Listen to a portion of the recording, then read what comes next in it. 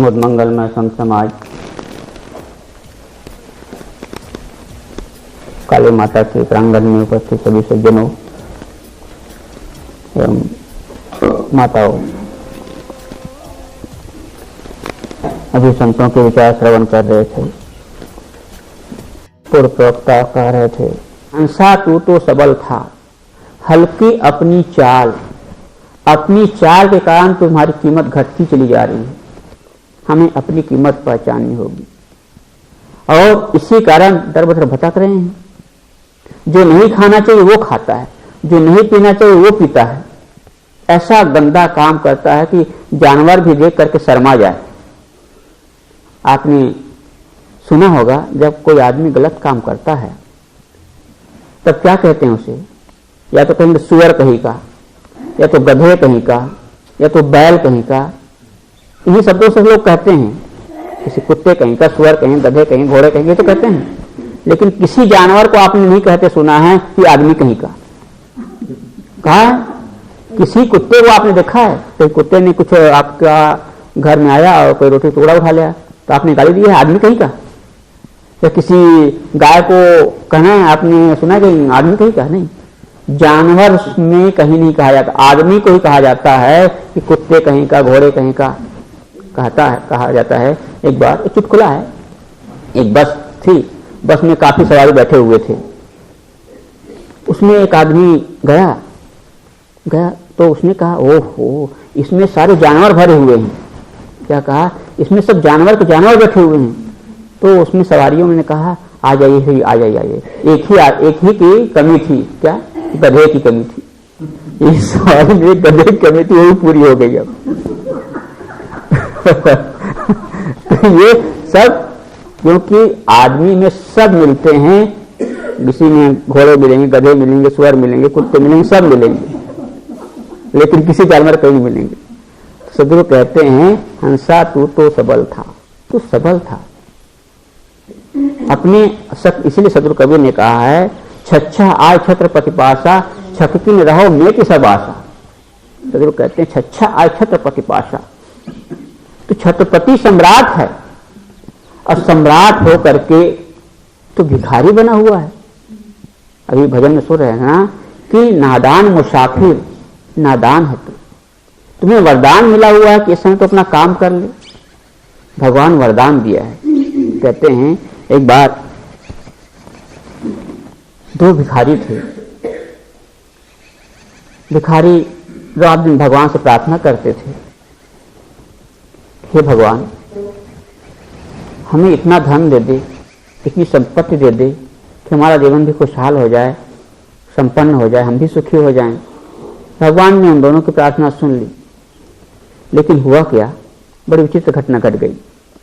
जब एक के पास आता है भगवान और उनसे पूछता है कि बोल तुम्हें क्या दूं, अब वो सोचता है कि उसने भी भगवान से प्रार्थना किया है कि तो गड़बड़ है। इसीलिए किसी ने कहा, परधन रूप यश देख के होत ईर्षा जाहि, जलत रहे दुख अगिन में कौन बचावे ताहि। कहा परधन रूप गुण यश देख के होत ईर्षा जाहि, जलत रहे दुख अगिन में कौन बचावे ताहि। जो दूसरे की प्रसिद्धि, दूसरे का मान, दूसरे का यश देख करके किसी को जलन हो, उसको कौन बचा पाएगा। तो वो जो भिखारी था, देखा कि पुरुष अभी तपस्या कर रहा था, उसको भी भगवान लगता है रहने वाले हैं। इसने कहा, भगवान सचमुच आप मुझ पर खुश है? कि हाँ, जो मांगना सो मांग लो। उसने सोचा बड़ा गड़बड़ है, यदि मैं कुछ धन मांगता हूं तो भगवान ने यह भी वरदान दे दिया था कि देख जितना तू मांगेगा ना उससे डबल तुम्हारे उसको मिलेगा, कि जब सोच समझ के मांगना। अब तो और मामला गड़बड़ हो गया, क्यों तपस्या मैं कर रहा हूं, मेरे पर भगवान आए अब देना मुझे चाहते हैं, डबल उसको मिलेगा, मुफ्त में, फ्री में। तो ये तो सहन नहीं होगा, बर्दाश्त नहीं होगा। तो क्या कहा, भगवान यदि आप देना ही चाहते हैं तो मेरी एक आंख फूट जाए। अब जाहिर सी बात है कि भगवान कह चुका है दोनों उसको डबल मिलेगा।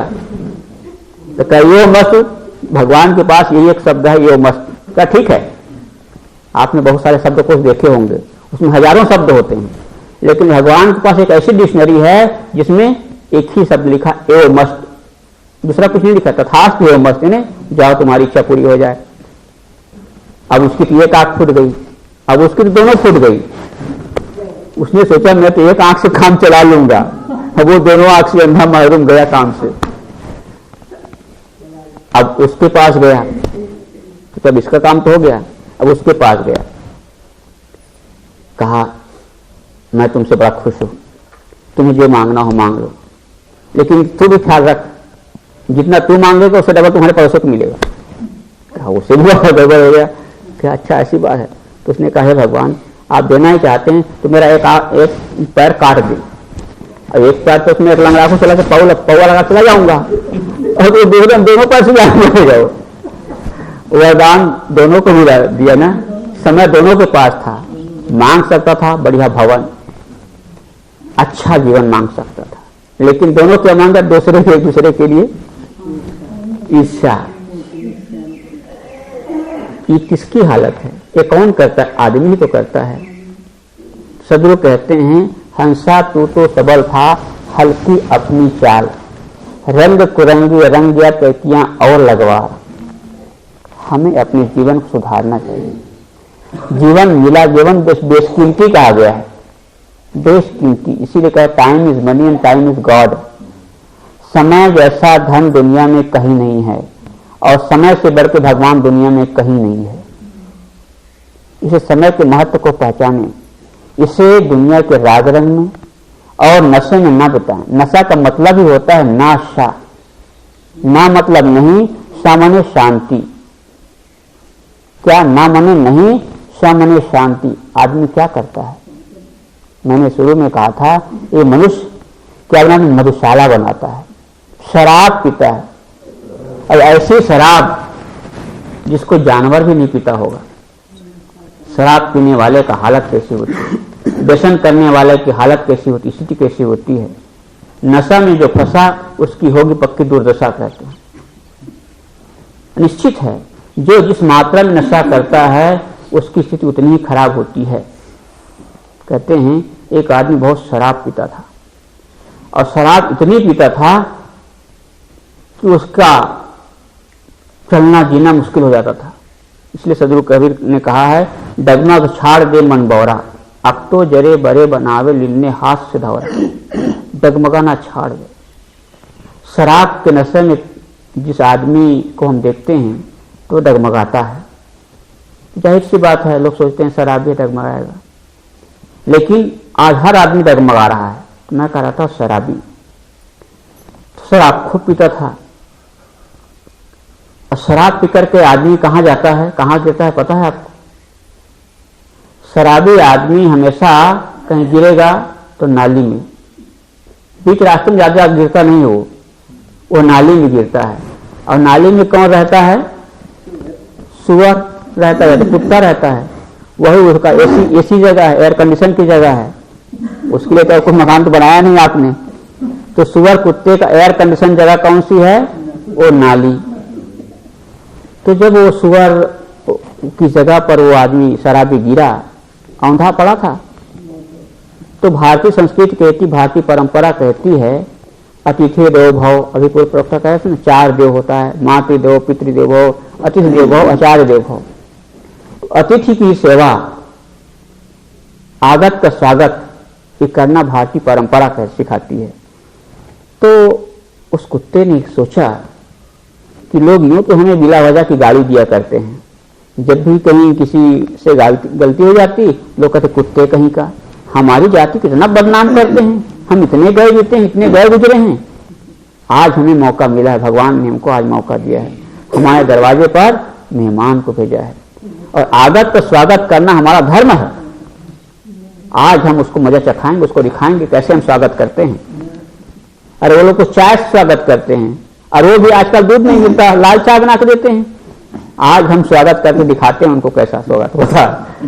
तो क्या किया उसने? 3 टांग धरनी धरे। कुत्ता क्या करता है बेचारा? 3 टांग धरनी धरे, 1 टांग निराधार, और बिन बादल बिन बिजली बरसे मूसलाधार कहते। क्या किया बेचारा? अब जिसके पास जो होगा वही तो स्वागत करेगा भाई। वो लोटा घर के कहाँ दूध मांगने जाएगा? कहाँ और गुड़ मांगने जाएगा? उसके पास जो है क्या क्या कहते हैं, मतलब परमानेंट, वो फिक्स क्या बोलते हैं, मतलब वो बना बनाया है ना,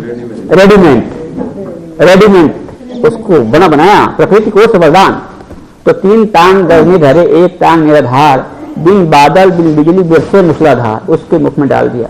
और क्या धक तेरे की, जिसको हम लोग नहीं पीते उसको तू पीता है शराब को, ले इसको भी पी ले तू। अब जब गया उसके मुख में तो बड़ा अच्छा लगा उसको, जो वाह वाह क्या बात है। उस शराबी ने कहा थैंक यू वेरी मच, धन्यवाद आपको। अब उसके बाद उधर देख रहा है सुअर, जिसको आप सुअर कहते हैं, वो भी देख रहा है।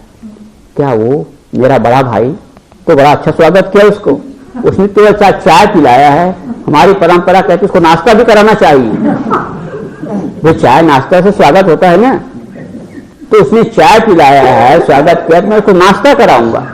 वो गया उसके मुख में और सीधा हलवा डाल दिया उसके मुख में, गरम गरम हलवा।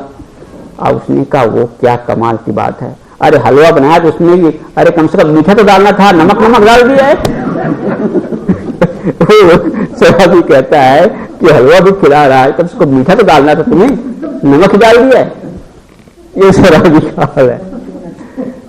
शराबी ना बनो, इसलिए कहा गया जिसका बाप पिएगा दारू उसका बेटा लाएगा झाड़ू कर।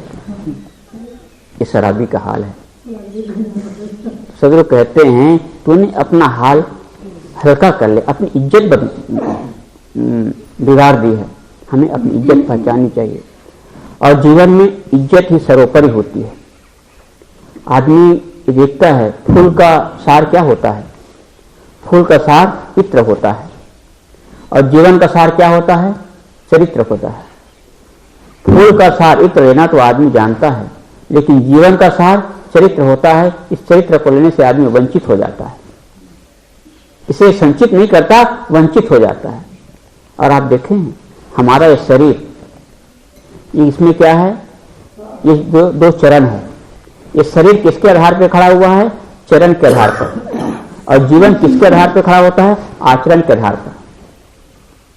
शरीर जीवन के शरीर खड़ा हुआ है चरण के आधार पर, और जीवन खड़ा होता है आचरण के आधार पर।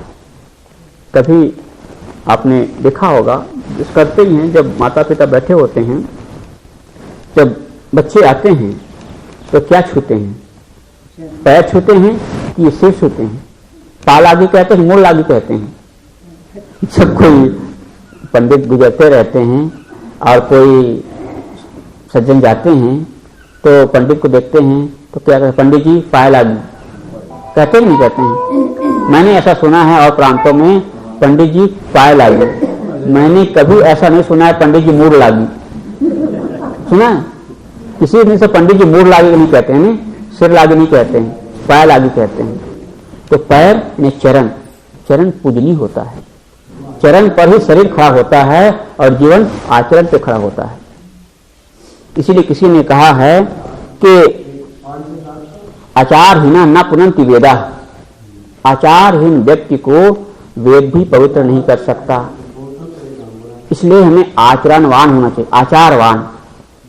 आचारा परमो धर्म कहा गया है, आचार सर्वश्रेष्ठ। आचारहीन व्यक्ति कहीं पूजनीय नहीं होता, कहीं मान्य, चाहे कितना बड़ा हो। आपने देखा भी संतों में भी जो आचारवान होता है वही पूजनीय होता है। भेष तो सभी बना लेते हैं। सदगुरु कबीर ने ये कहा है कि हंस बग देखा एक रंग, चरे हरियरे ताल, हंस सिर ते जाने बकु धरेंगे काल। सदगुरु कबीर कहते हैं हंस बग देखा एक रंग, हंस को और बगुला को एक ताल में चरते हुए देखा, लगा दोनों एक ही रंग के। और कभी कभी आप देखो ना, बगुला हंस से भी सफेद होता है, भ्रम हो जाता है। लेकिन सदगुरु कहते हैं हंस सिर ते जाने बकु धरेंगे काल। हंस की पहचान क्या है, वो निश्चित विवेकी होता है। कहावत कहती है जब उसके सामने दूध रखा जाता है तो दूध में चोंच डालता है और दूध फट जाता है, तो उसमें से सार जो होता है छेना उसको ले लेता है, पानी छोड़ देता है। और बकुला क्या करता है, बड़ा ध्यानी, आप लोगों ने देखा होगा, कहीं अवसर मिला होगा तो बगुला नदी तट पर बैठा रहता है और पक्का ध्यानी, जैसे कोई हिमालय का तपस्वी हो। हिमालय में आप देखे होंगे तपस्वी तपस्या करता है, उससे ज्यादा तपस्या में लीन बगुला एक पैर उठा करके आंख बंद करके खड़ा रहता है नदी किनारे। मछली उधर से आती है, देखती हो हिमालय से योगी राज आया हुआ है, जरा चलूं इसका पैर छू लूं, प्रणाम कर लूं। वो मछली आगे बढ़ती है करके पैर छूने के लिए, जरा मेरा भी जीवन सफल हो जाए, मैं भी कृतार्थ हो जाऊं। मछली आगे बढ़ती है और वो तो तैयार है ना। जैसे वो मछली पास में आती है, क्या करता है बगुला? ओम नमो भगवतो वासुदेवाय स्वाहा, सीधा मछली को उठा के अंदर डाल देता है। तो ये बगुला की चाल है। और ऐसे ही बगुला वेशधारी बहुत मिलते हैं। तो आज का ये सत्र पूरा हुआ, मैं अपनी वाणी को विराम देता हूँ। बोलिए सद्गुरुदेव की जय।